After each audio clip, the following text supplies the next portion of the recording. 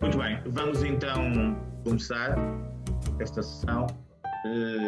Quero agradecer a todos a vossa nova presença. Insistia, por favor, para quem tem o micro ligado, que o desligue, por favor, que é para garantirmos uma qualidade de som nas intervenções que vamos ter. Eu tinha pedido ao Isalés Lourenço, que é um conhecido e também experiente jornalista na área das tecnologias, para me ajudar na moderação, mas ele infelizmente está com um pequeno problema tecnológico, que só mostra que a tecnologia às vezes também nos surpreende, e portanto eu vou substituí-lo e faço muito gosto da moderação, ele está aqui a ouvir-nos. Estas sessões de fim de tarde, ou Smart Discussions, como se chamam, têm sido promovidas nos últimos tempos, um pouco para tentar, nesta altura do confinamento, entre amigos, e portanto estamos a falar de pessoas que estão ligadas a várias áreas de atuação, do ponto de vista profissional e pessoal, temos temas que têm muito a ver com o momento que vivemos e também com aquilo que são os desafios que temos para o futuro. Tivemos a professora Maria Manuel Mota há umas semanas a falar-nos sobre o problema da pandemia e tudo o que está associado. Teremos daqui a 2 semanas uma sessão muito interessante sobre o Green Deal, como sabem é uma agenda europeia muito importante, onde teremos a professora Luísa Schmidt, que é colunista do Expresso, e a doutora Sofia Tenreiro, que é administradora da Galp. E depois teremos daqui a um mês o professor Arlindo Oliveira, que é uma das pessoas mais conhecidas do nosso país na área da inteligência artificial e que vai ter connosco aqui ao fim da tarde uma lição que eu acho que vai ser imperdível sobre aquilo que são os desafios da inteligência artificial. Hoje temos um tema muito oportuno, com o tema da resiliência digital, e para isso temos aqui 2 dos maiores especialistas e operacionais, entre aspas, do tema, e que tiveram a amabilidade de estar presentes. São pessoas que eu conheço há muitos anos, por quem tenho muita estima, em contextos diferentes. O professor José Tibolé é conhecido de todos, portanto, dispensa a apresentação. Eu vou só dar 2 ou 3 notas que têm a ver com momentos em que eu conheci e que marcam muito a vida dele. Portanto, o professor Tibolé andou no Colégio Militar, licenciou-se no Instituto Superior Técnico, depois foi para o MIT, uma conhecida escola de engenharia e tecnologia nos Estados Unidos, onde tirou o Master of Science e depois o doutoramento. E é também desse contexto que eu muitas vezes falei com ele sobre o professor Tomás Malone, aliás, estamos a falar um bocado, que é um professor que desenvolveu lá o Center for Collective Intelligence, que é uma área muito conhecida naquele período. E, portanto, o professor Tibolé, nos últimos anos, tem vindo a assumir várias posições, é neste momento presidente da Comissão Executiva da INET e é uma das pessoas do nosso país que mais sabe sobre o tema das tecnologias nas suas diferentes dimensões. Agradeço muito por estar aqui presente, porque é de facto uma honra contar com a sua intervenção. O Coronel Almirante Gameiro Marques fez também um percurso ligado à área militar, portanto, tirou o curso na Escola Naval e depois fez um percurso notável, nomeadamente na Marinha, onde tive a oportunidade também de o conhecer, depois esteve na Secretaria-Geral do Ministério da Defesa e desde há alguns anos é o diretor do Gabinete Internacional de Informação e também por acumulação do Centro Nacional de Cibersegurança. Então, são 2 pessoas muito reputadas que têm, de facto, uma experiência única nesta matéria e que nos vão dar aqui nota do que é que, na opinião deles, é a resiliência digital, o que é que nós, enquanto cidadãos, enquanto responsáveis de organizações, temos que fazer e que tipo de desafios é que temos para o futuro. A sessão vai-se processar da seguinte forma, portanto, cada um dos oradores fará uma intervenção na ordem dos 15 minutos e depois teremos um período de discussão aberta, portanto, as pessoas podem perfeitamente colocar no chat as questões que querem colocar e depois eu faço a gestão disso, mas as pessoas podem depois colocar a questão diretamente às pessoas, portanto, estamos aqui numa comunidade aberta, só pedia que fossem relativamente sintéticos nas questões e objetivos nas mesmas para conseguirmos dar oportunidade ao máximo possível de pessoas e criarmos as condições. Combinámos que seria o professor Tibolé a começar. Professor, a palavra é sua e muito obrigado mais uma vez, está bem? Pela sua disponibilidade. Obrigado, Jaime. Não quero deixar de, aqui perante todos, dar uma palavra de agradecimento ao Jaime pela iniciativa que ele tem tido, quer no nosso grupo Facebook e todo o contributo que ele tem dado com documentação importante e os restantes membros, mas por esta iniciativa destas discussões tão interessantes. Bom, deixem-me só ligar aqui o meu timer para eu não perder o controle do tempo. Ora bem, como se eu começo, é importante ir dizer algo que também o Sr. Almirante ia começar assim, mas como começo eu, dizer, vamos clarificar a noção da resiliência. A resiliência, quando aplicada a um ser vivo, significa que o ser vivo tem uma capacidade de adaptação face a um agente perturbador ou a um estado de situação adverso de tal forma a que consiga manter a sua viabilidade, manter-se vivo, sobreviver e progredir e reproduzir-se, etc. Portanto, isso é o que significa resiliência em termos de natureza. No mundo dos sistemas em geral, que não propriamente apenas seres vivos, é a capacidade de um material, um mecanismo, um sistema em geral, de recuperar o seu estado inicial. Eu tenho que elaborar um pouco sobre o que é este estado inicial, quando tiver cessado uma perturbação forte a que esteve submetido. Perturbação de origem interna ou externa, ou ambas. Muito bem, portanto, isto é a noção que todos têm sobre a resiliência. Portanto, é algo que não é só teórico, é muito prático, é o que se consegue recuperar ou não se consegue. E, portanto, quando a gente fala da resiliência digital, a única coisa nova que estamos aqui a abordar em termos de resiliência é que está-se a falar já de uma entidade cuja existência está simultaneamente no mundo físico e no mundo virtual. Ok? Portanto, está no espaço cyberfísico, onde nós hoje todos vivemos, aliás. Temos noção disso ou não? E portanto, a resiliência no espaço cyberfísico é a questão que vamos abordar. Ora bem, quando nós dizemos que a resiliência significa a capacidade de preservar a viabilidade e preservar um estado de viabilidade, que já agora isto não é um conceito estático, é um conceito dinâmico. Por exemplo, se eu estou a andar de bicicleta e se alguém me empurra, a resiliência não é eu ficar parado de repente numa posição, porque eu parado caio, não é? Eu continuar a poder pedalar e andar, não é? É um estado dinâmico para fazer a atividade que eu pretendo fazer com os recursos que tenho. E, portanto, há esta noção de que para nós trabalharmos o conceito de resiliência, nomeadamente espaço e tal, temos que trabalhar a noção de estado operacional, de estado dinâmico. Qual é o estado dinâmico em que estamos? Ou qual é o conjunto de estados dinâmicos onde nós temos operações viáveis, onde nós conseguimos ser viáveis, estar vivos, funcionar como organização, como empresa, como Estado, como nação. E a primeira coisa que eu queria aqui realmente enfatizar é que é preciso objetivar, materializar, explicitar quer o que é o estado operacional, neste sentido que eu disse, o estado dinâmico, quer como é que podemos conhecê-lo, saber qual é a nossa situação neste momento. Portanto, depois também saber que mecanismos é que temos de controlar, de pilotar a trajetória que nós, como sistema, temos a navegar nos estados operacionais viáveis onde nós podemos existir. E, portanto, este conceito de preservação de estado operacional é um conceito que, por si só, já implica muita coisa muito profunda. E que quero dizer que, em toda a minha experiência académica e profissional, no mundo dos sistemas sociais e organizacionais, isto não é aprofundado. No mundo da engenharia, claro que é.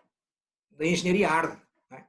Se eu quero a resiliência do avião perante condições atmosféricas adversas, ninguém passa pela cabeça que a gente tente fazer isso sem conhecer em cada momento o estado da aeronave, em que ponto está na sua trajetória, em que ponto, onde é que está no meio do sistema atmosférico, onde é que estão as outras aeronaves.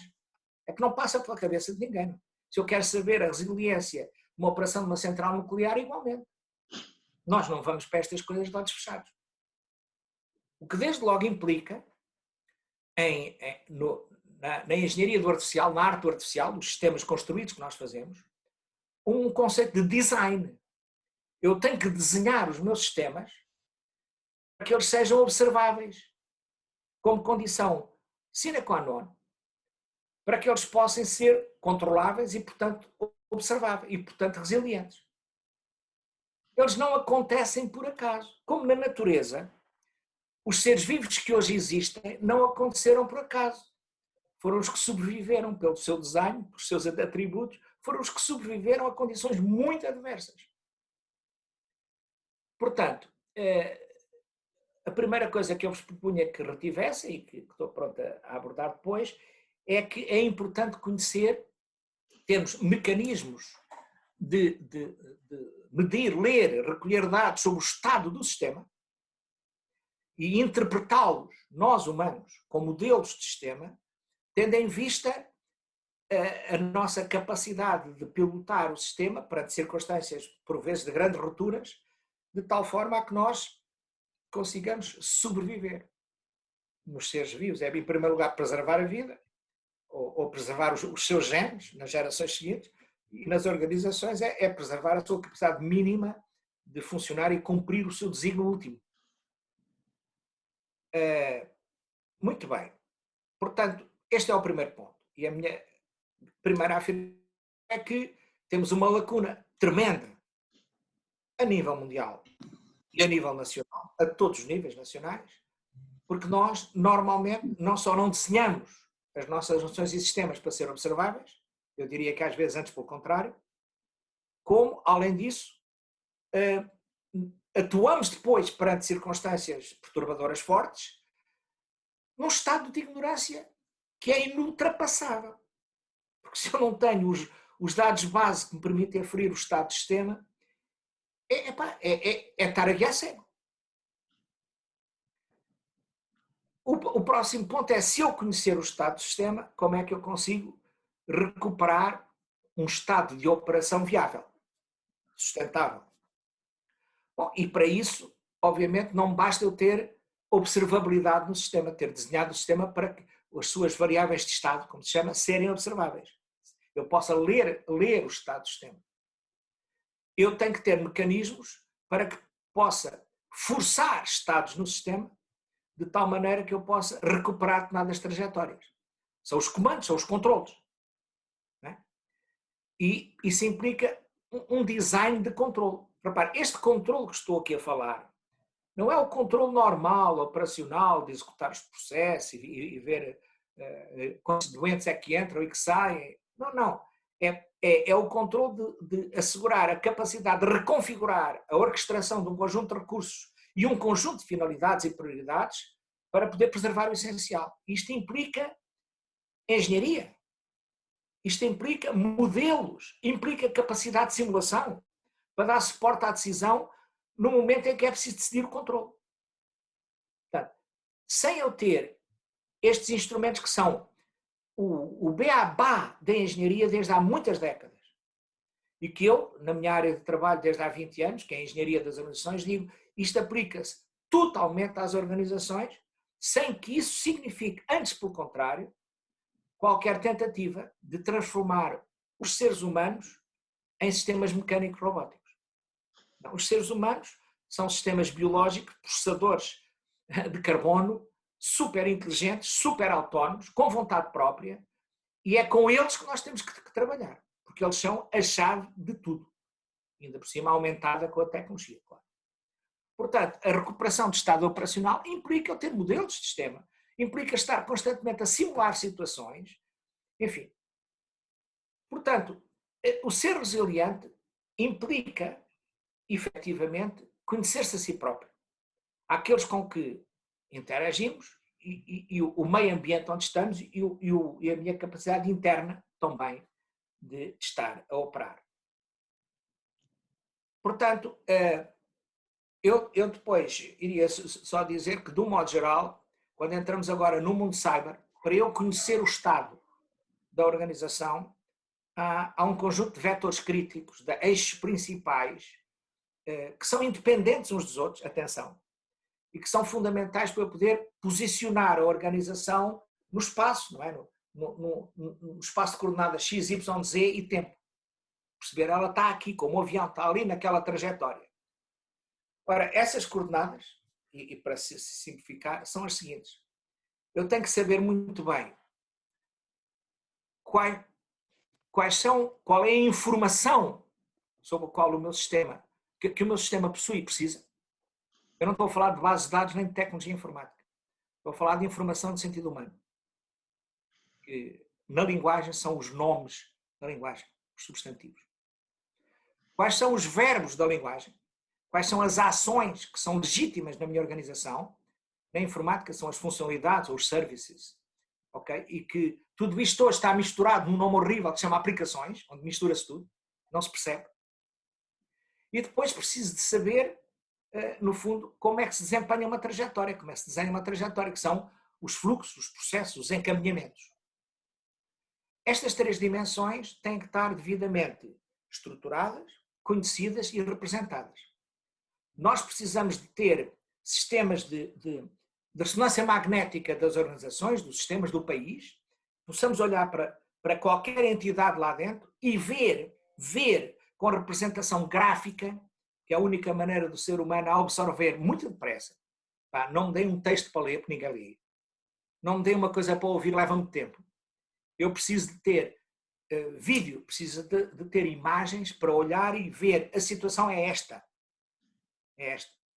E há ferramentas para isso já, mas implica uma disciplina muito grande. Que as organizações, à medida que se constituem, que se estruturam, etc., da mesma maneira como elas têm que ter hoje contabilidade organizada, e há regras para isto, e há inspeções, e há técnicos de contas, e há as finanças a olhar para aquilo, há os acionistas a olhar para aquilo, sobre como é que se apresenta, como é que se faz contas, temos que ter representações formais, rigorosas, obrigatórias, que as organizações têm que ser auditadas, porque digamos, é uma condição necessária para podermos falar de resiliência. Portanto, isto também não existe hoje. Hoje temos muitas arquiteturas, muitas organizações, todas as organizações têm uns consultores que dão uns bonecos, uns PowerPoints, nada é igual a nada, nada fala com nada, é uma confusão do caraças. Se nós alguma vez hoje fizéssemos construção civil, não é? Estradas, casas com esta tecnologia, ninguém andava de carro nem de pontes, porque isto é um atraso mental. Mas isto não é só tecnologia informática. Implica tecnologia organizacional, tecnologia de gestão e legislação. Isso é fundamental que todo o país e os seus dirigentes compreendam que se queremos que a nossa nação, a nossa sociedade seja resiliente no cyberespaço, nós temos que desenvolver estas capacidades para que a gente tenha capacidade de saber o que é que deve mexer para resistir. Eu quero-vos vou terminar com o exemplo do que se deu agora na Flórida, não sei se viram. Houve um hacking a um sistema de abastecimento de água numa cidade da Flórida. Portanto, alguém entrou no sistema, fez 2 tentativas. À primeira vez, os operadores viram que alguém estava a tentar entrar, não acharam muito estranho, porque muitos gestores operam à distância, em teletrabalho, aquilo, viram, não sabiam o que era, mas deve ser alguma coisa, algum tipo foi autorizado e não me disseram. Atenção. E depois de uns tempos, o tipo só teve uns minutos no sistema e depois de uns tempos teve mais uns minutos. E o que é que o tipo foi? Foi um conjunto de controladores e alterou a quantidade de injeção de um determinado produto, tipo lexívia, na água. De tal maneira que as pessoas que bebessem aquilo ficavam gravemente doentes. Toda uma cidade.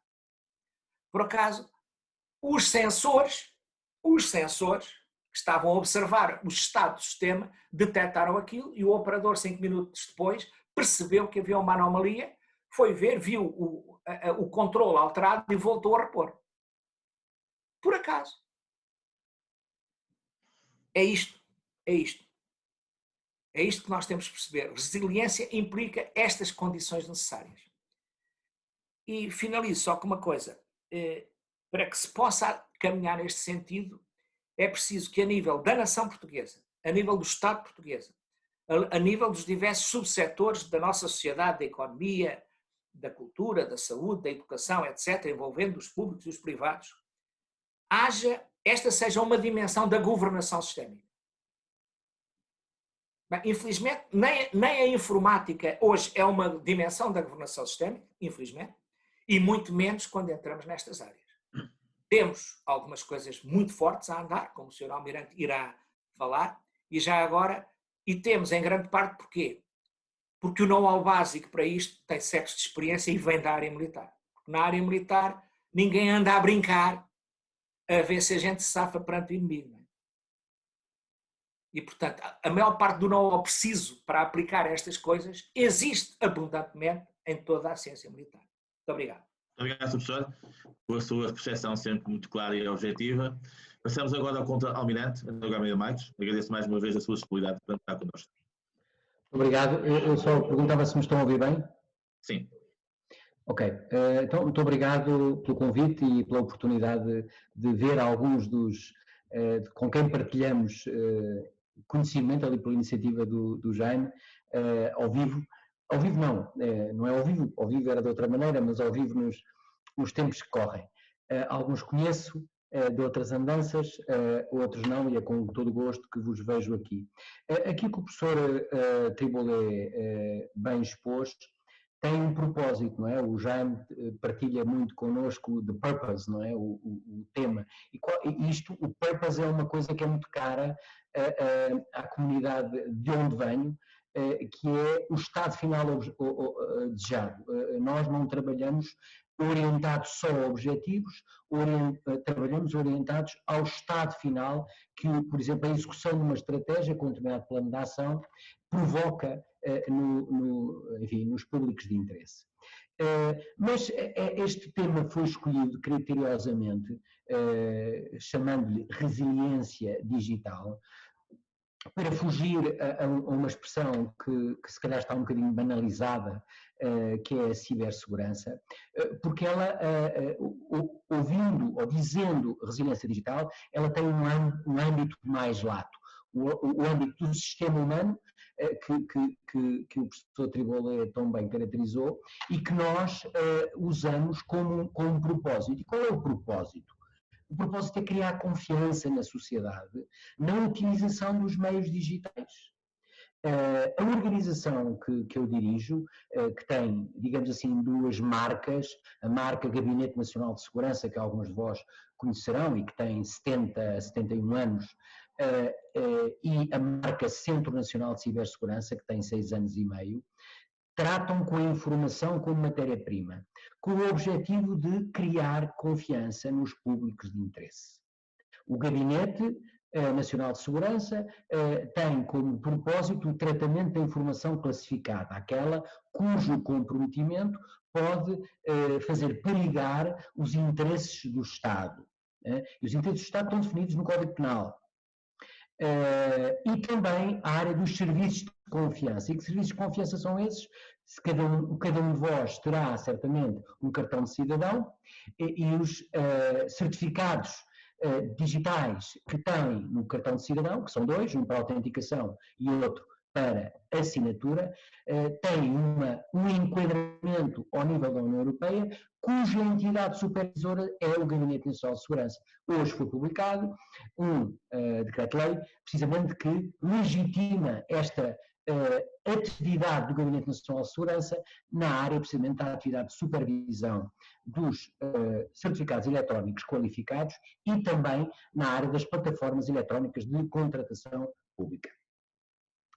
O Centro Nacional de Cibersegurança, e na área da tal resiliência digital mais ligada à nossa vivência no ciberespaço, nós estamos estruturados, e gostava de vos dizer, não na defesa, não na administração interna, mas sim no centro do governo, que é a presidência do Conselho de Ministros. Eu dependo formalmente do Primeiro-Ministro, que normalmente, pelo menos nos 2 últimos governos, delegou a tutela do gabinete e do centro na senhora Ministra de Estado e da Presidência, a senhora Ministra Mariana Vieira da Silva.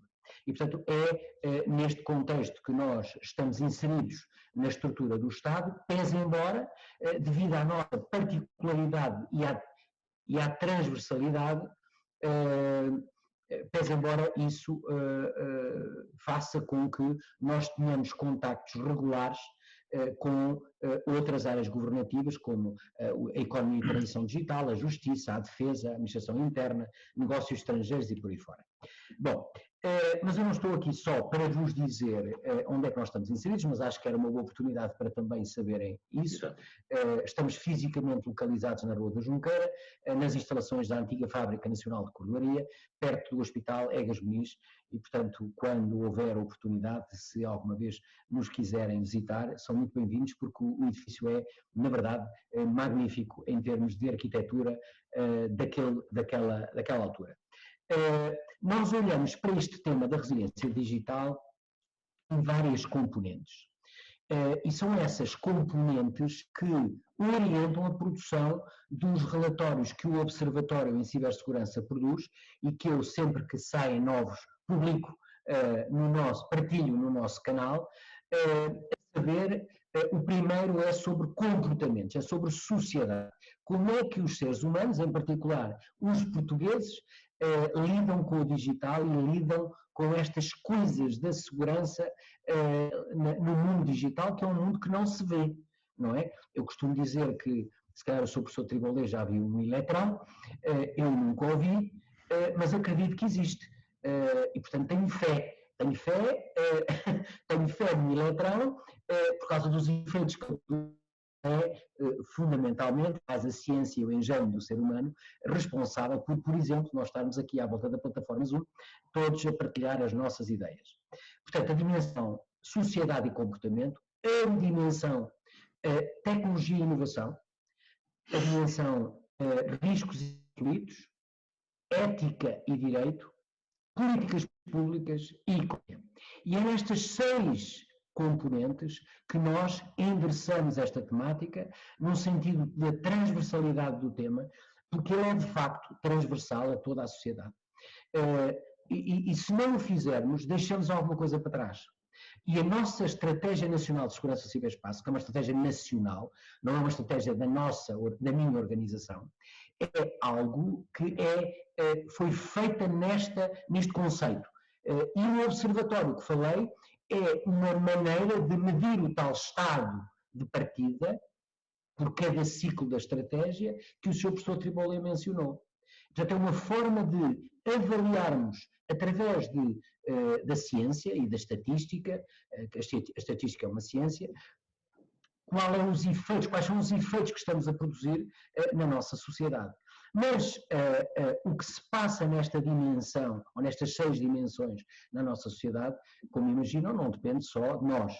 Nós estamos perfeitamente alinhados com o que está a passar nesta área na União Europeia. A União Europeia, desde a publicação de uma diretiva, a Diretiva de Segurança das Redes e dos Sistemas de Informação, que se tornou muito ativa e muito incisiva, digamos assim, neste domínio.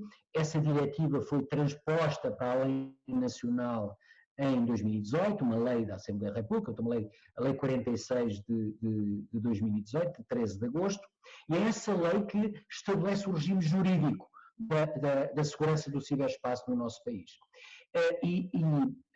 Essa lei, entre outras coisas, define, por exemplo, que uma estratégia, para mim uma estratégia só o é se tem um plano de ação e se tem uma estrutura para monitorizar regularmente a sua execução.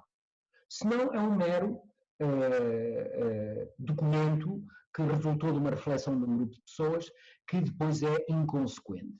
E, portanto, a Estratégia Nacional de Segurança do Ciberespaço tem um plano de ação e tem um Conselho de Segurança do Ciberespaço, que é presidido pela Sra. Ministra Mariana Vieira da Silva, que tem como competência fundamental a monitorização da execução dessa estratégia. E todos os anos nós temos que prestar contas à Assembleia da República até 31 de março de cada ano sobre a execução dessa estratégia.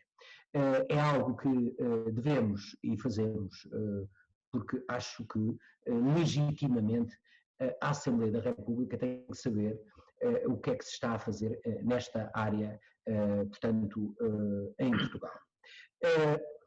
Há determinados assuntos de natureza mais doutrinária e estruturante que me parece que são importantes eu partilhar convosco, designadamente, sobretudo porque estão aqui muitas pessoas das empresas e da academia.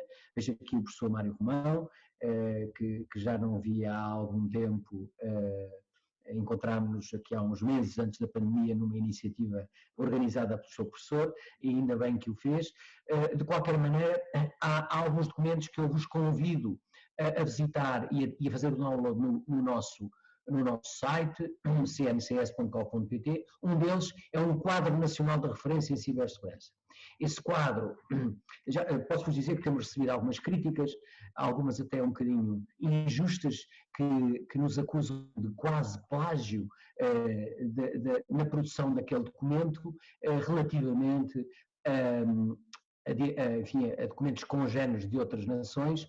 Nós fizemos com toda a honestidade intelectual, fizemos a fusão das melhores práticas naquelas áreas e produzimos um documento em português com o objetivo de chegar fundo ao nosso tecido empresarial, porque muitas pessoas não têm dinheiro nem tempo para estar a comprar padrões ou para estar a comprar documentos daqueles que são caríssimos. Nós fizemos e transformamos aquilo num documento útil ao que está associado a um roteiro.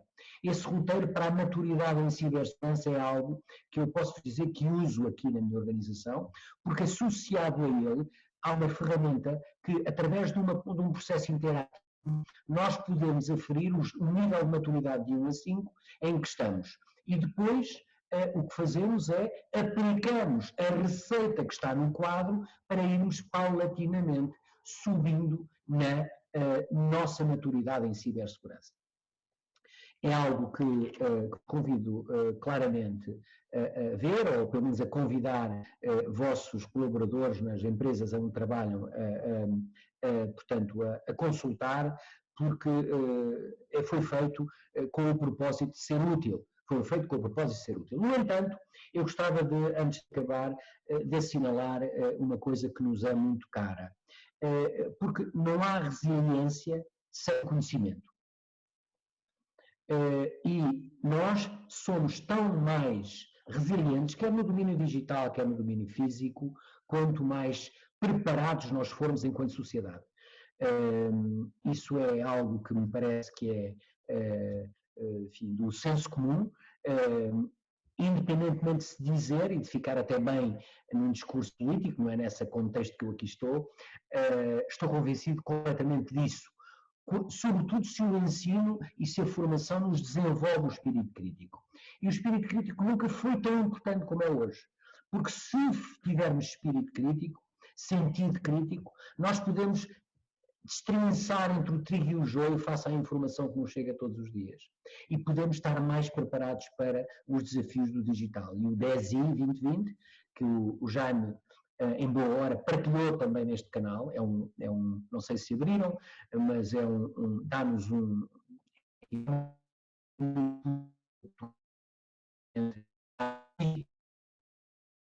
e dos indicadores que lá estão, aquele que nos traz mais para baixo é precisamente a nossa iliteracia digital. E posso-vos dizer que temos estado a trabalhar com a Secretaria de Estado da Transição Digital, precisamente para que, com o Encode 2030 e com o Portugal Digital e com a APDC, não sei se está aqui o presidente da APDC, mas sei que também faz parte deste grupo, desenvolvermos precisamente essas competências e fazermos com que a nossa sociedade seja, através do conhecimento, mais resiliente do ponto de vista digital. Sem isso, não conseguiremos acompanhar o ritmo de mudança que está aí e como não há desenvolvimento económico sustentado sem segurança, corremos o risco de ter um desenvolvimento económico que não é, do ponto de vista digital, sustentado. Estou disponível, naturalmente, para perguntas que me queiram fazer e para não vos estar também a aborrecer com um texto não, eu não estou a ler, com um discurso muito comprido, fico para as perguntas onde poderei complementar o que vos quero dar, o que vos posso dizer. Muito obrigado, completamente. Acho que foi uma reflexão muito importante, que deu aqui um enquadramento do que é a realidade do ponto de vista de roadmap desta área. E vamos então agora passar por uma fase de discussão, portanto eu vou dar prioridade às perguntas dos nossos presentes e depois eu próprio também no final farei uma pequena nota. E pedi ao Samuel Silva, que foi a primeira pessoa a colocar uma questão, se quer então colocar a questão diretamente, para criarmos aqui alguma dinâmica de interação. Boa tarde a todos. A minha pergunta é muito rápida e muito simples. Quando falamos, portanto, em resiliência atualmente, ou seja, quando nós falamos em segurança, como até agora temos estado a falar, em regra, estamos sempre a falar em ciberataques, ou seja, estamos sempre muito preocupados com os ataques aos sistemas. O conceito de resiliência que atualmente nós estamos a viver é bastante mais lato, mais vasto, portanto, implica, digamos, análise de risco, ou seja, e aquilo que eu gostava de ouvir dos dois excelentes palestrantes que temos à disposição, era que novos riscos é que quem tem necessidade de fazer design de sistemas ciber-organizacionais é que devemos estar atentos para além daquilo que é os riscos clássicos de ataques daquilo que normalmente nos pretendemos proteger em termos de ataques que estão incluídos no conceito de segurança. Ou seja, eu gostava de vos ouvir sobre os problemas, porque os riscos vão desde além dos ataques normais, mas vão desde o facto de eu não ter disponível uma pessoa para me operar o sistema, que não tem nada a ver com ataques, com ciberataques, até situações que, algumas delas, a pandemia nos veio mostrar que não estamos de todo preparados. Portanto, aquilo que eu gostava de vos ouvir era sobre a análise de risco. Muito obrigado. Muito bem. Começa o professor Tibolé e depois passamos ao Conta ao Milhão. Muito bem. Muito obrigado, Samuel, pela pergunta, que é super pertinente. E eu começava por responder que eu tenho 71 anos, sou um bocadinho gordo e tenho muitos riscos que não têm nada a ver com ataques que me fazem. Se calhar são mais ataques que me faço. Me faço pela vida sedentária, que me faço pela alimentação, etc. E portanto, eu acho que é nesse sentido que eu vou tentar responder. No fundo, como é que eu procuro mitigar os meus riscos de saúde hoje? Em primeiro lugar, tentando monitorizar o meu estado de saúde. Portanto, regularmente, com os meus médicos, faço análise. Não é? Depois, tendo um conjunto de exercícios regulares, por exemplo, tenho um personal trainer que me leva várias vezes por semana a arrebentar comigo para fazer um conjunto de coisas que sei que me fazem bem e que são indicadores. Se eu não estou a aguentar é porque há qualquer coisa que não está bem. Testes. Bom, isto levar para uma organização, vamos falar uma empresa, depois direi uma coisa sobre a administração pública.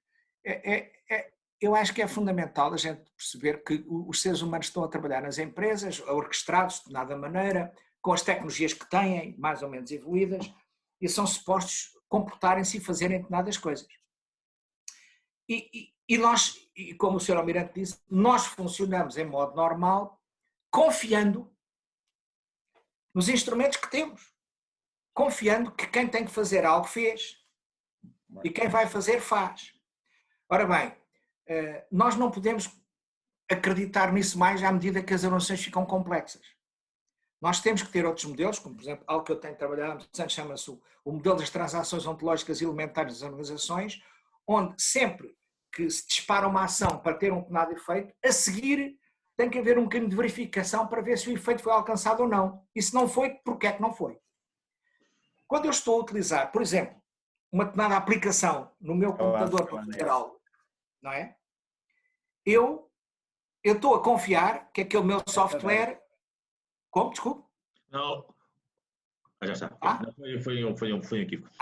Eu estou a confiar que o meu software está funcionalmente são, que está a fazer aquilo que é suposto fazer. Isto é, que não há condições várias, ou por ataques, ou por deficiência de alguma coisa nos sistemas, em que ele já não está a funcionar de forma saudável, está a fazer coisas erradas.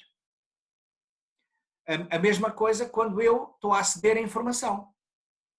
Eu vou aceder à informação e dou-a como verdade, porque eu a acedi.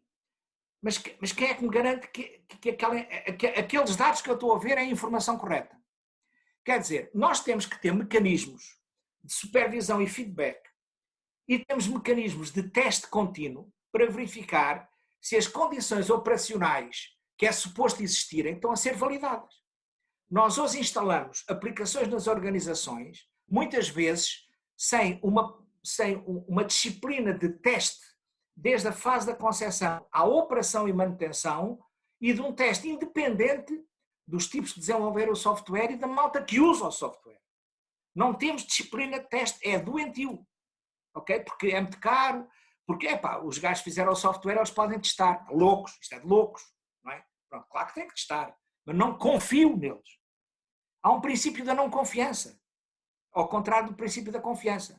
Eu só confio se tiver um conjunto de provas independentes. É como os jornalistas.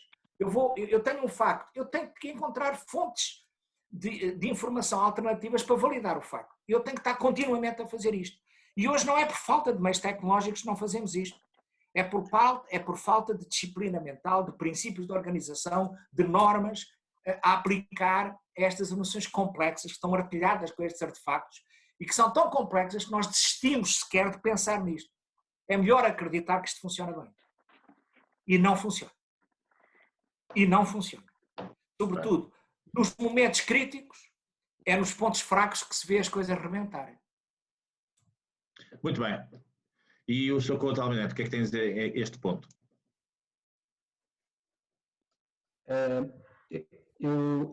Obrigado. O professor Triboulet, sem combinar, nos deu-me um mote para vos dar um exemplo em relação àquilo que ele acabou de dizer.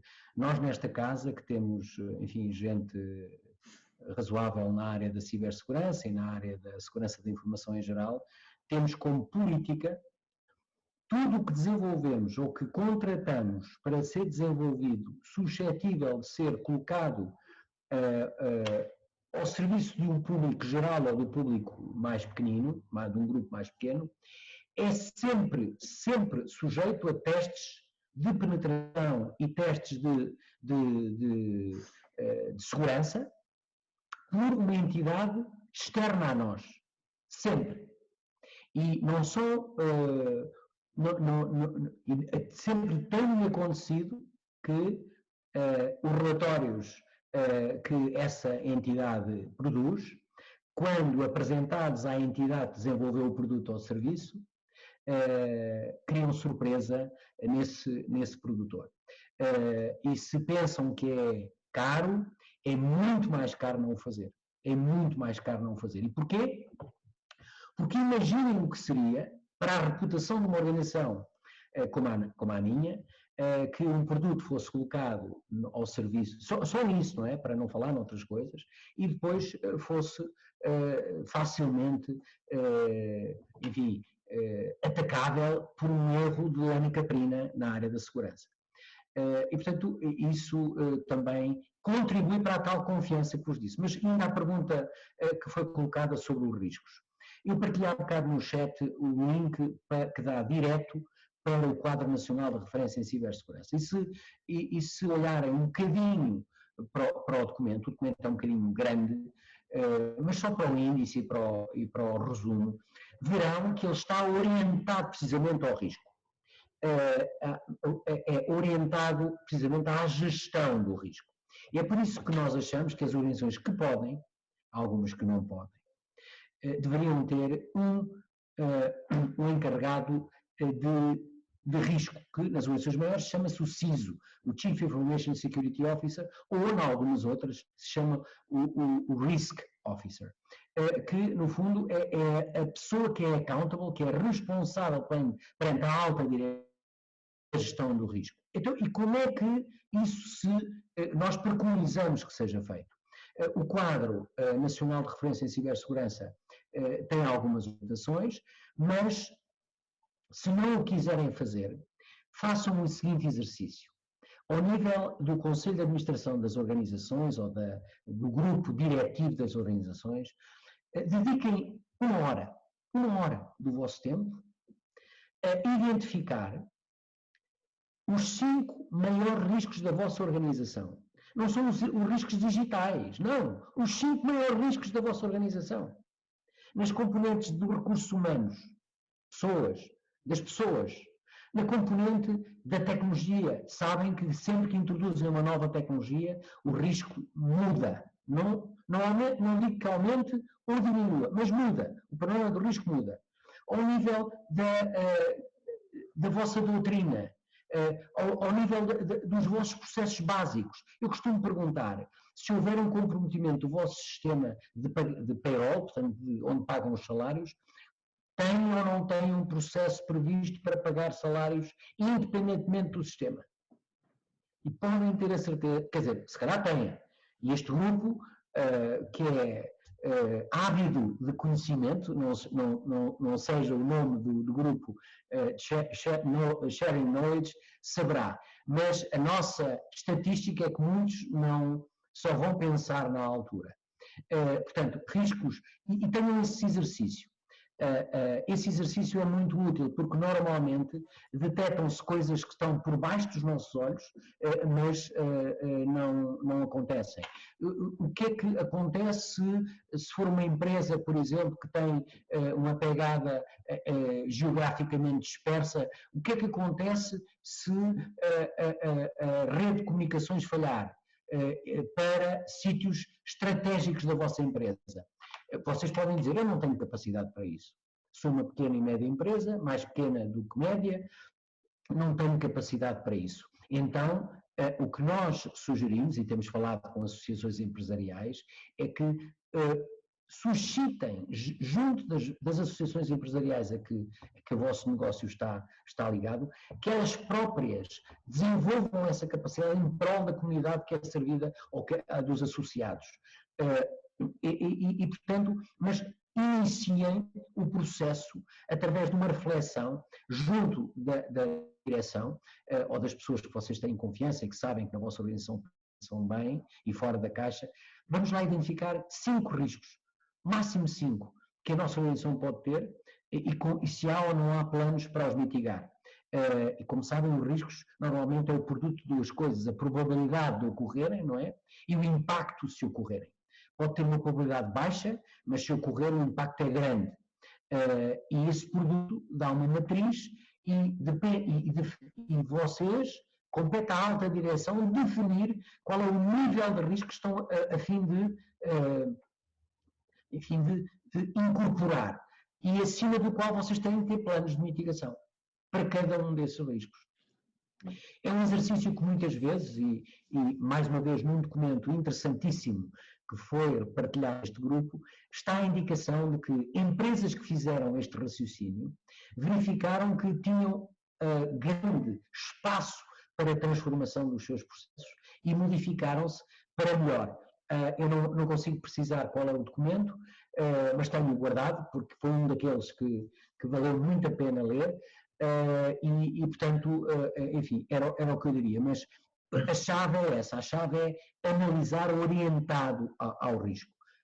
E o Quadro Nacional de Referência em Cibersegurança e os documentos que lhe estão associados, cujo link que eu partilhei, podem dar boas dicas de como prosseguir nesse caminho. Muito bem, nós temos agora aqui algumas questões, eu vou tentar agregá-las para conseguirmos ter tempo a todos. Portanto, eu pedia à Josine, Dr. Josine, e também ao Jorge Magalhães, para que cada um colocasse a sua questão diretamente e depois temos um outro grupo a seguir. Josine, por favor. Boa tarde, parabéns, Jaime, pela iniciativa. Eu agradeci a oportunidade de partilhar a minha curiosidade de saber se a blockchain já é um instrumento viável e integrado no nosso sistema de segurança nacional. Muito bem. Muito Jorge obrigada. Magalhães. Muito obrigado. Jorge Magalhães, também tinha aqui uma questão, por favor. E assim juntamos as duas. Muito obrigado pelas excelentes comunicações dos juradores. A minha questão é simples e é dos juradores. Enquadrado no plano do programa de reforço e resiliência português ou europeu, tal chamada Bazooka, quais considerariam ou que tipos de projeto ou setores que deveriam ser mais abrangidos ou deviam ser, portanto, mais reforçados seriam essenciais para o país, portanto, enquadrados neste programa europeu. Muito bem. Obrigado. Professor Tiboli, quer começar? Por favor. Muito bem. Bem, em relação à pergunta da Josina sobre blockchain, se não me engano, não é? Exato. Eu acho que isto é uma... Josina, isto é começar quase pelo fim, não é? Que quer dizer, não é a tecnologia blockchain que vai dar segurança. A tecnologia blockchain é um instrumento fundamental, como muitos outros, para assegurar que temos segurança e resiliência. Mas a blockchain em si é meramente uma tecnologia. É claro que está muito na moda, e não só na moda, como está em uso generalizado em muita coisa, e vai alterar e robustecer muita coisa. Por exemplo, toda a área jurídica da contratação, a execução de contratos, isso tudo, e portanto a possibilidade de alguém a meio alterar os termos de um contrato, quando aquilo está tudo codificado em blockchain, vai ser muito mais difícil ou quase impossível. Mas estamos a olhar para um aspecto muito parcelar e, portanto, é aí que eu enquadrava. Isto vai ser obviamente útil, vai ser obviamente importante.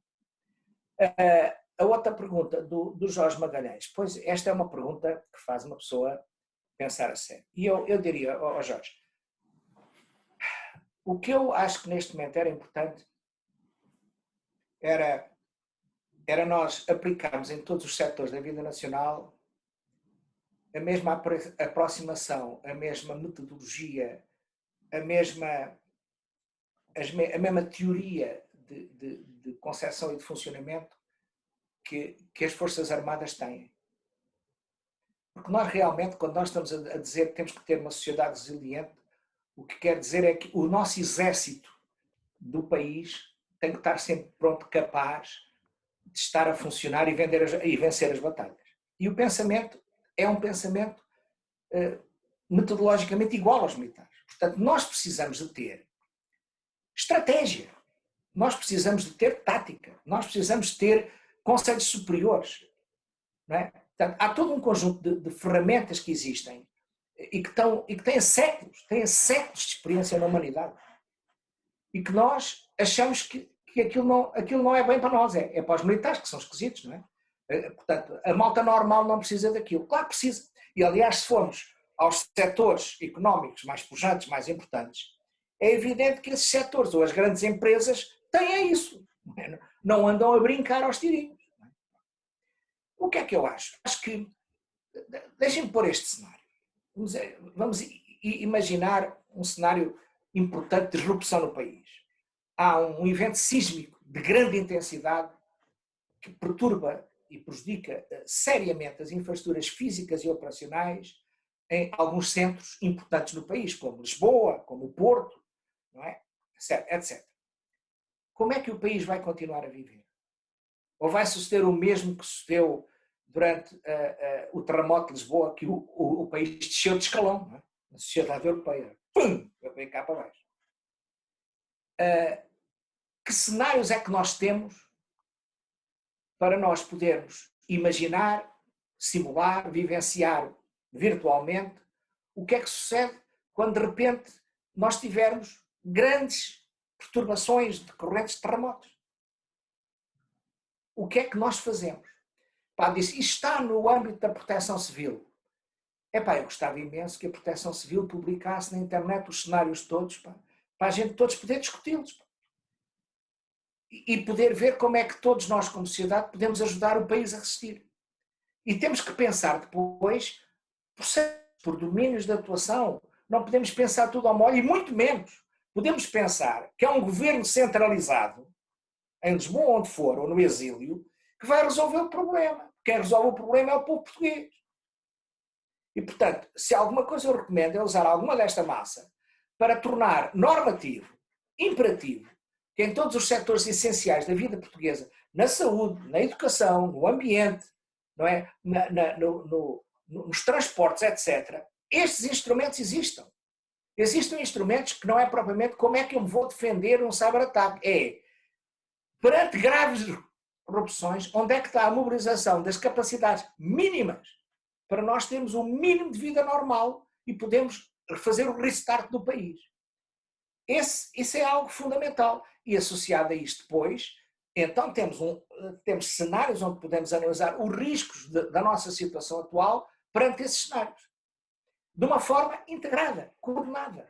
Porque hoje está cada um por si. Hoje está cada um por si.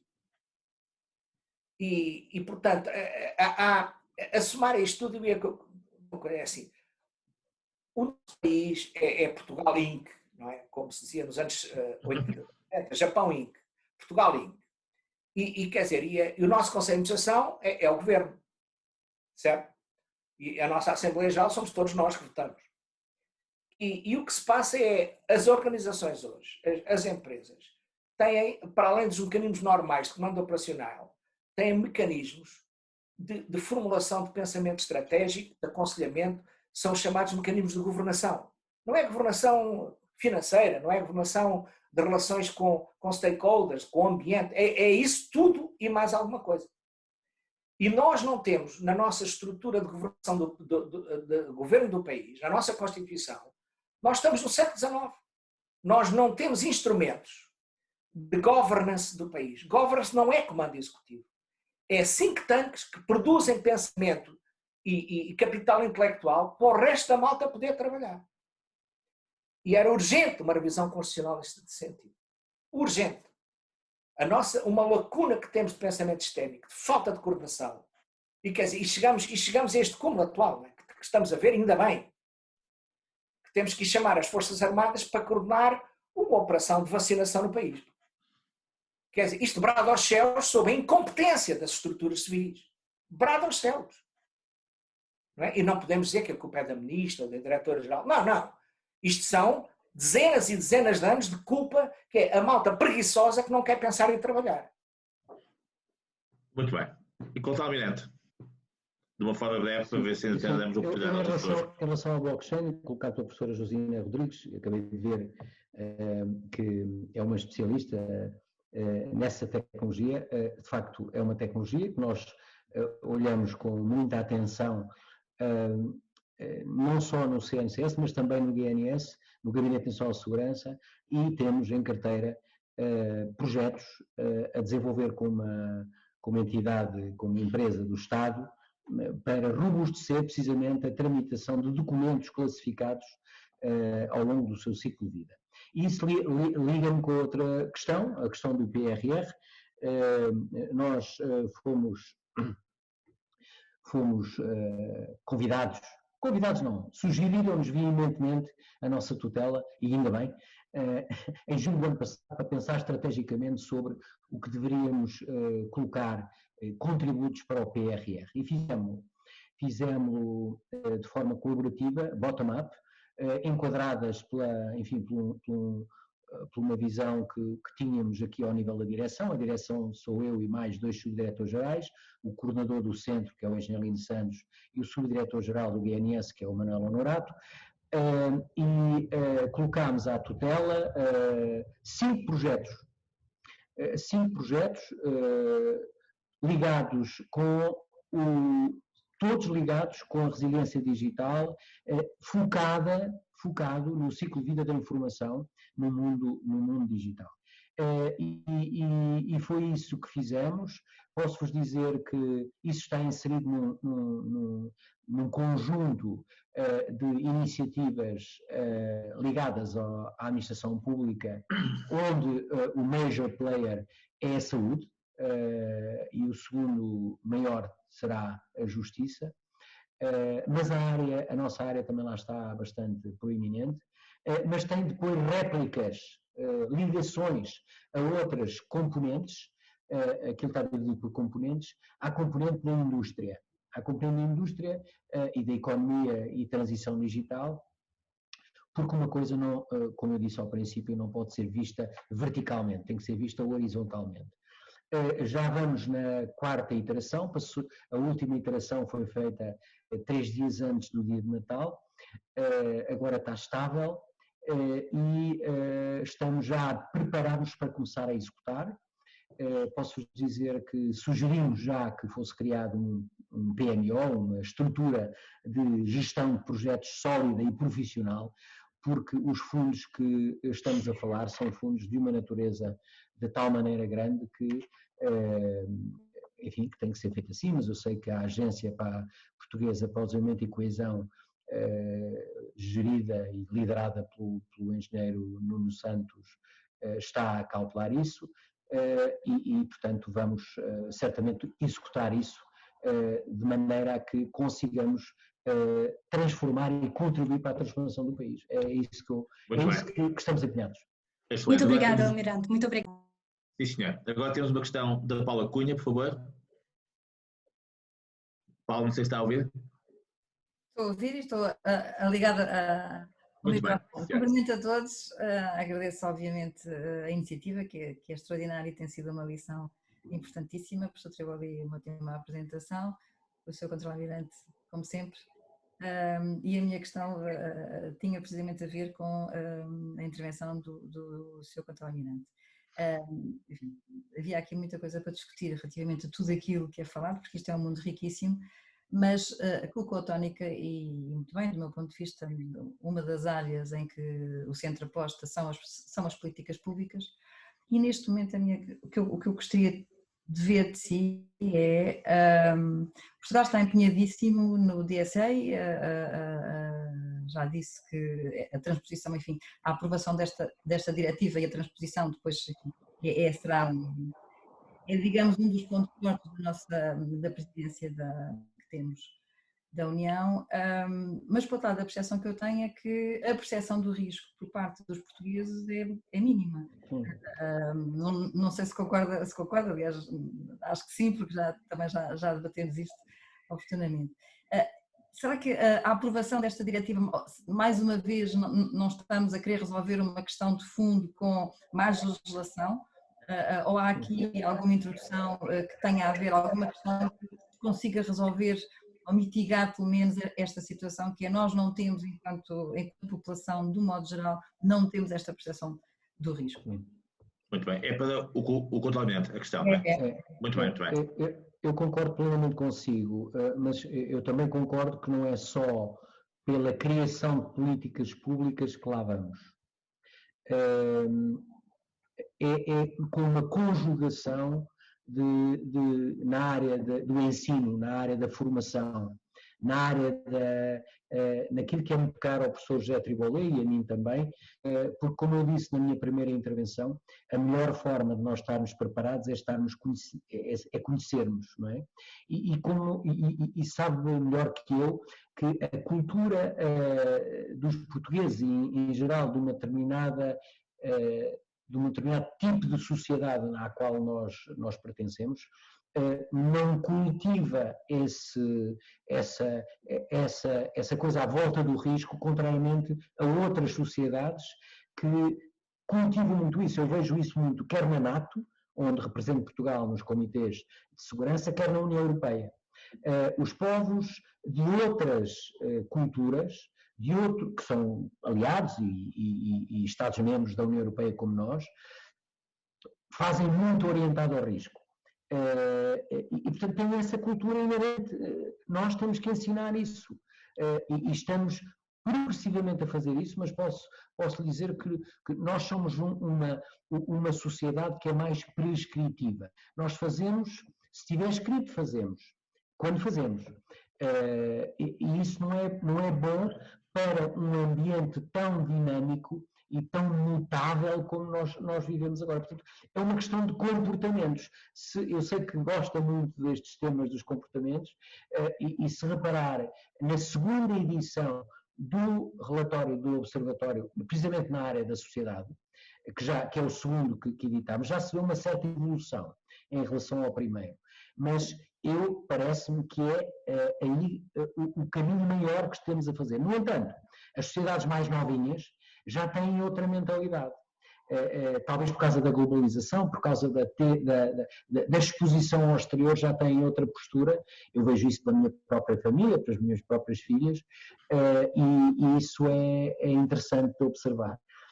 mas isso é um domínio da sociologia e da antropologia, por isso é que nós temos um doutorado em sociologia na nossa equipa para nos explicar essas coisas. Muito bem. Temos agora, e estamos a evoluir, portanto, está muito dinâmico. Carlos Costa, que é um homem também ligado às empresas, à Quidgest, também colocou aqui uma questão. Pode colocar, por favor. Boa tarde a todos. Obrigado, Jaime, pela iniciativa, muito interessante. A minha questão, eu queria pôr a resiliência aqui um bocadinho mais ao nível da competitividade e da agilidade e não tanto nesta visão mais catastrófica do professor José Tribolé. Ele, entretanto, levantou aqui a questão da resiliência como a capacidade de adaptação à mudança on the fly, portanto, em dinâmico.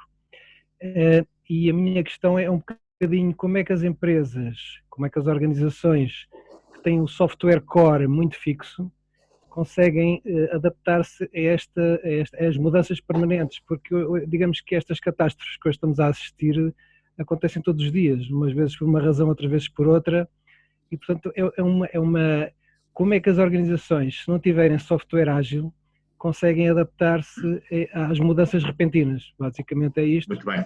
Eu aproveitava, temos aqui outra questão, mas eu não estou a identificar a pessoa, peço desculpa, que tem a ver com o 5G. Portanto, como é que efetivamente a questão do 5G se articula com o tema da resiliência digital. E eu não sei se a pessoa que o colocou, se quer colocar diretamente, eu peço desculpa que eu não estou aqui a associar o nome à pessoa, mas faz favor. Olá, o João Ramos, olá, já tudo bem? O João Ramos, que é o antigo jornalista do Expresso e um conhecido. Exatamente. Pois, de facto, há uma... Eu não estava a identificar o nome. Os excelentes conferencistas e antes de mais queria muito rapidamente colocar a minha questão, que tem a ver com as minhas preocupações. Ou é para os dois? É para os dois? É para os dois, sim, pode ser para os dois, exatamente. Relativamente à quinta geração móvel, que, como todos nós sabemos, vai ter grande impacto nos próximos anos nas empresas e também na vida das pessoas, e provavelmente vai haver algumas histórias que vão surgir de problemas de privacidade, problemas de segurança, e isto coloca um problema de resiliência das organizações e do Estado e das empresas em relação ao advento desta tecnologia que vai, de facto, colocar muitos sensores, a internet das coisas vai ser muito banalizada. Portanto, era muito simples a minha questão. Como é que vamos poder lidar com isto? Muito bem. Professor Tribolé, quer responder às duas questões, por favor? E depois passamos ao contaminante. Ora bem. Olá, Carlos. E o Ramos também, é um prazer vê-los. Carlos, é evidente que o problema que tu pões sobre as estruturas que têm este software core rígido, não é? Antigo, não ágil, são estruturas que têm enormes problemas de resiliência, não é? É evidente. Também é verdade que vivemos um momento muito interessante, porque com toda esta evolução, quer, obviamente, das tecnologias de software, é?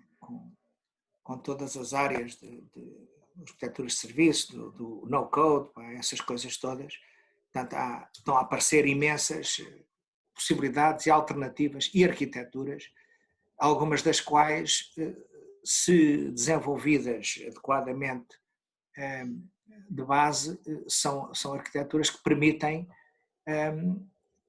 desenvolver com agilidade, com flexibilidade, o suporte aplicacional que é necessário. E isso, aliás, pode-se conjugar de uma forma inteligente com as disponibilidades que hoje há na computação na cloud, e a cloud. Eu tenho conhecimento de vários projetos, que não estou diretamente envolvido, mas conheço, onde algumas empresas estão a encomendar estudos de arquitetura precisamente ágil e flexível para migrar grandes sistemas core, daqueles que qualquer tipo normal treme só a pensar que vai mexer naquele mamute. E portanto, para fazer isso. Portanto, há caminhos para isso, e há caminhos não só por uma questão metodológica, de adotar princípios de arquitetura, discutir várias alternativas, escolher parceiros tecnológicos, empresas reputadas, tecnologias de base adequadas, para poder migrar para isso. E, quer dizer, como sabem, em Portugal temos algumas empresas, nomeadamente aquela onde estás, mas também há outras, não é? Que têm capacidade de fornecer contributos importantes nessa matéria. Mas para isto tudo, cá está. Há algo aqui que é preciso perceber, e voltamos ao risco e à governação. É que se estamos a discutir estas coisas unicamente no âmbito dos tipos no board, ao C-level, têm responsabilidades sobre a informática ou sobre sistemas de informação, estamos perdidos. Porque a última análise, o financeiro vai entrar.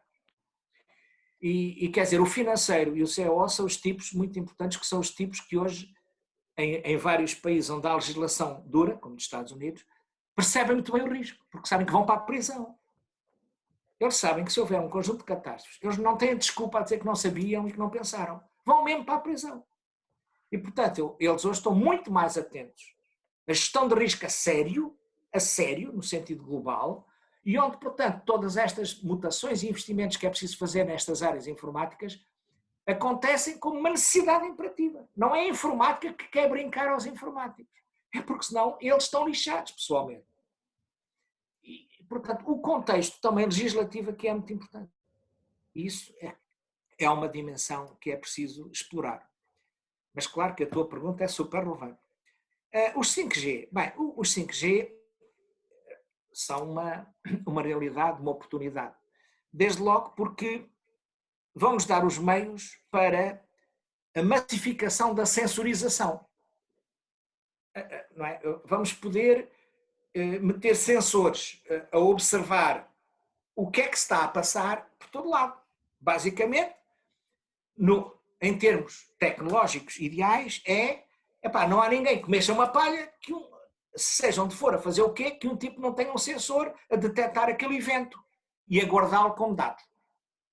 A questão dos riscos de segurança e privacidade são enormes, mas isso não tem nada a ver com o ter dados. Porque os dados, para passarem a conhecimento, primeiro têm que passar a informação. E a migração de dados para a informação implica a adoção de um conjunto de modelos, estarem testados, e implica processo e processamento para que esses dados deem informação e habilitem humanos de olhar para aquilo, interpretar e perceber. E aí tem que haver filtros de rigor e princípios. E depois estes dados estão associados à capacidade dos humanos agirem, isto é, conhecimento, que é juntar o hardware e o software no ser humano e dizer, eu com esta informação, neste contexto, com este modelo, eu sei que devo fazer isto e a seguir a tu. E aí o 5G também é importante, que vai nos permitir pulverizar atuadores por todo lado. Portanto, nós estamos a sensorizar a sociedade massivamente, com elevada densidade, com volumes de troca de informação brutais, não é? E a preços muito baratos comparado com o que era antes. Isto para mim não é mau, nem é bom. É um fenómeno. Está a chover. E é assim que vai ser a evolução. A grande questão é como é que nós ordenamos e disciplinamos este potencial. Como é que disciplinamos o acesso aos dados? Como é que disciplinamos o acesso à transformação dos dados e às aplicações? Como é que disciplinamos o acesso aos suportes e à atuação de decisões? E para isso, novamente, precisamos de quadros reguladores, precisamos de auditoria, precisamos de disciplina. E é uma coisa que é lamentável, é ver a quase completa ausência de legislação no nosso país e de pensamento a nível da Assembleia da República nesta matéria. Não há think tanks em Portugal a pensar nisto.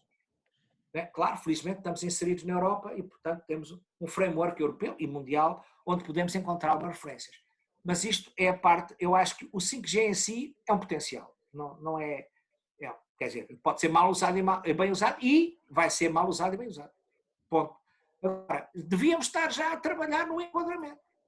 E reparem, tal como o RGPD foi um avanço brutal, onde de repente se está a dar um enquadramento para a proteção da privacidade e tal, embora, vou-vos dizer, é um enquadramento muito coxo, porque está muito desligado da realidade tecnológica. Portanto, o RGPD devia estar a ser olhado e gerido numa integração sociotécnica, onde a realidade jurídica, organizacional, sociológica, está casada com a realidade tecnológica. Hoje, se formos aos Data Protection Officer, na maior parte das organizações, onde encontramos sobretudo juristas, nós vamos lá e se a gente começar a falar com eles, a perguntar-lhe como é que eu asseguro o direito ao esquecimento, é de um gajo rir à gargalhada, que é para dizer, não é chorar convulsivamente. Porque não fazem a mínima ideia do que é que isto quer dizer. E se é sequer possível. Muito bem. Enquanto Almirante, as duas questões também. Em relação a duas respostas, acho que curtas. A primeira, a adaptabilidade do software versus o software estático, não podia estar mais de acordo consigo. Nós, ainda se iniciou quando o Jaime era presidente da ESPAP, o Estado desenvolveu um estudo para a utilização de serviços cloud, quer em infraestrutura, quer em software. Esse documento foi, entretanto, trabalhado e publicado e constitui agora um eixo estratégico que a ESPAP vai continuar a liderar. Nós estamos nesse grupo na ótica da segurança da informação em todas as suas vertentes. E posso-vos dizer também, e isso é público no nosso site, estamos a trabalhar com empresas cloud providers para certificação de alguns serviços cloud para a marca nacional reservada, e já fizemos isso. Foi um processo que fizemos com uma universidade portuguesa e agora estamos a fazer uma segunda iteração com outra universidade portuguesa. O objetivo é criarmos conhecimento sobre esses processos cá em Portugal, para que depois, quando vier o tal sistema de certificação da União Europeia, que há bocado vos falei, termos já algum know-how e alguma velocidade inicial. Não partimos para a coisa do ponto estático, não é? Do ponto estático. E tem corrido bem e tem sido uma aprendizagem muito interessante para todos nós.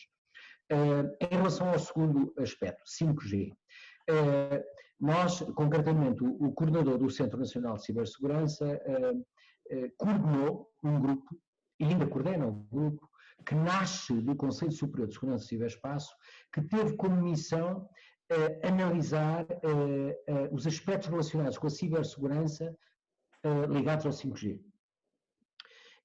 E porquê o Centro Nacional de Cibersegurança? Porque é uma questão de cibersegurança, mas também porque é o Centro Nacional de Cibersegurança que representa Portugal nos grupos da União Europeia que tratam este assunto. A União Europeia publicou em setembro de 19 um conjunto de medidas que se chama a Caixa de Ferramentas, a Toolbox para o 5G.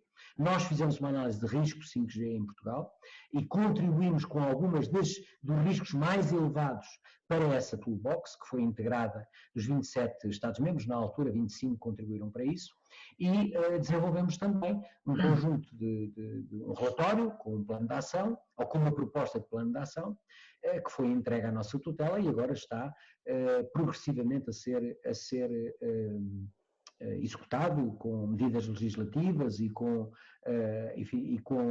mecanismos para, no fundo, mitigar esses riscos que foram identificados.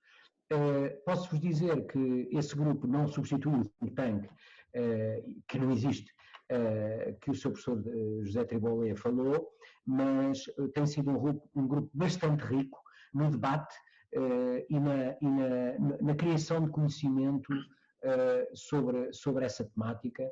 Eu estou nesse grupo não como Diretor-Geral do Gabinete Nacional de Segurança, mas como representante da minha tutela, da Sra. Ministra de Estado e da Presidência, e é um caminho que temos vindo a trilhar desde maio de 2019. Desde maio de 2019. E, portanto, é um assunto que estamos a seguir com muita acuidade e com muito cuidado, por causa precisamente da penetração que a tecnologia e da densificação, da tal sensorização maciça que aquela tecnologia potencialmente vai permitir. Muito bem, nós estamos a chegar ao fim e vamos terminar com duas notas. Primeiro, o Paulo Nunes Abreu, que é uma pessoa que tem feito um trabalho notável na área da saúde, coloca aqui uma questão que eu peço para ele colocar diretamente, e pedir depois a cada um deles que fizesse um statement final a seguir a resposta ao Paulo já viu, se fosse possível. Uma coisa muito breve. Muito Paulo obrigado.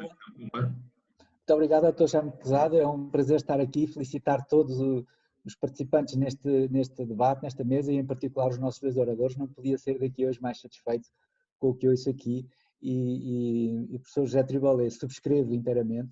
Aliás, porque o contra-almirante António Gameiro Marques esteve também no nosso think tank SNS 4 décadas de sucesso, onde uma das principais questões, recomendações feitas foi realmente a governance, a falta de governance e a falta de haver, digamos, um mecanismo de articulação estratégica a nível de todo o nosso sistema de saúde, que não apenas o SNS, o setor social está, e portanto essa falha do governance que eu ouvi aqui e a sua proposta de blindarmos isto constitucionalmente tem o meu aplauso de pé.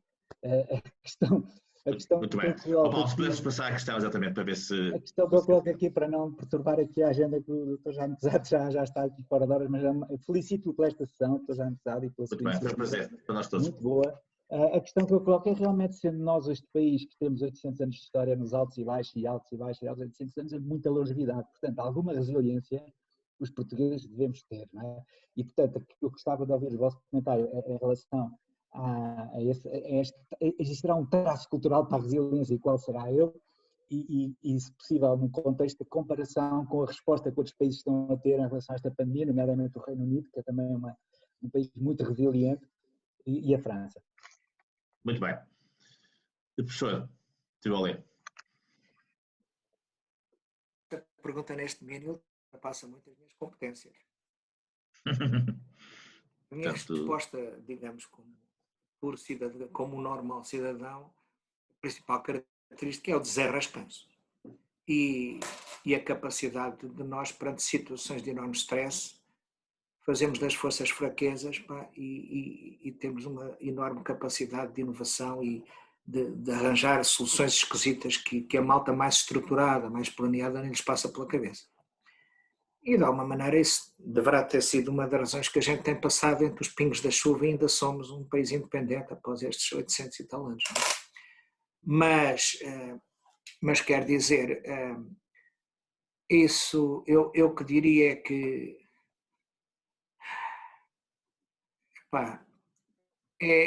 deixa-me dizer aqui uma imagem que espero que compreendem. Aquele espermatozoide conseguir chegar ao óvulo é o gajo que se enrascou. A maior parte dos outros morrem todos. E a gente até agora tem conseguido chegar ao óvulo, mas eu não apostava nessa jogada só. Acho que um bocadinho mais de humildade e de aprendizagem com as outras culturas e as outras práticas, e aquilo que a ciência nacional também mostra, não fazia mal ao país. E aqui acho que há uma desconexão brutal entre as nossas elites, que realmente têm uma peneira bestial, que acham que são bestiais, e depois estão conformadas de todo aquele pensamento jurídico ou constitucional do direito, que é todo muito formal e que é certíssimo. Temos uma legislação linda, emocionante, mas cuja capacidade de pôr as coisas no terreno, segundo aquilo que a gente escreve e diz que vai ser, é praticamente nula. E se alguma coisa vai funcionando, é porque a malta há um conjunto de heróis. Eu não posso dar muitos dados por questões de segurança, e o Sr. Almirante não me deixa pôr o pé em ramo verde, mas é assim, as coisas que eu sei e conheço em sistemas críticos nacionais, os relatórios que estão feitos, as chamadas de atenção que estão feitas, e passam-se anos e nada mexe. E reparem, e há uma coisa grave, é assim, onde é que o Zé Tribolé, como especialista de matemática da área, pode ir apresentar o seu caso? Com quem é que eu posso ir falar? Não deu, que é com o professor Marcelo, que é ridículo. Não há espaço de respiração na sociedade portuguesa para fora dos tricas partidários e dos joguinhos parvos da política menor, para a gente poder falar de coisas sérias, falar no sentido depois de atuar, de ter consequências. E o Paulo Nunes sabe, na área da saúde, o Nunes da Abreu, o muito que se tem procurado fazer, enfim, alguma coisa tem avançado. Não é? Muito obrigado. Muito obrigado, doutor. Conta, Almirante, para encerrar. Eu também não é a minha área de especialidade. Se estivermos aqui no grupo investigadores na área da história, certamente terão muito mais competências para perceber da história e da sociologia, perceber esta questão e porque é que somos resilientes. Mas eu parece-me que todos nós somos um integrador da cultura que nos vem geracional, que vem de trás, e que nós somos um produto dessa fusão, e temos uma particularidade que eu acho que nos dá essa resiliência. Uma vez me foi assinalada numa das minhas funções que tive ao longo da minha carreira fora de Portugal, que é a nossa capacidade de fazer pontes, de criar ligações, e no fundo, de criar rede. Fazemos-lo tão bem que depois não fazemos aquilo que o professor Pedro Veiga, que o professor José Tribolé estava a dizer, que é o ser determinísticos, o ser pragmáticos, o ter procedimento, no fundo, assentar muito a nossa ação naquela palavra que ele disse, que o seu professor Tribolé disse, e que eu não vou repetir, mas que é uma característica que pelo menos nos é associada. Mas eu acho que é por causa disso, é por causa de todo o legado cultural que temos de tantos anos de história, de tantas centenas de anos de história, que nos tornou como nós somos, para o bem e para o mal. Essa multiculturalidade está expressa nas coisas mais básicas, como é a nossa gastronomia, mas isso levar-nos-ia para outro debate, não é? Para outro debate. E é tudo o que tenho a dizer. Muito obrigado, novamente. São 7h30, portanto foram 90 minutos de intensa discussão. E agradecemos mais aos dois, porque de facto estiveram muito, muito bem, como sempre, e permitiram a toda esta audiência de quase 60 pessoas, portanto foi uma audiência muito interessante e interessada, ter aqui um tema muito importante. Portanto, um resto de bom dia para todos. Muito obrigado pela presença de todos, pelo vosso intervento e cá estaremos para continuar as nossas discussões noutros contextos. Um abraço a todos.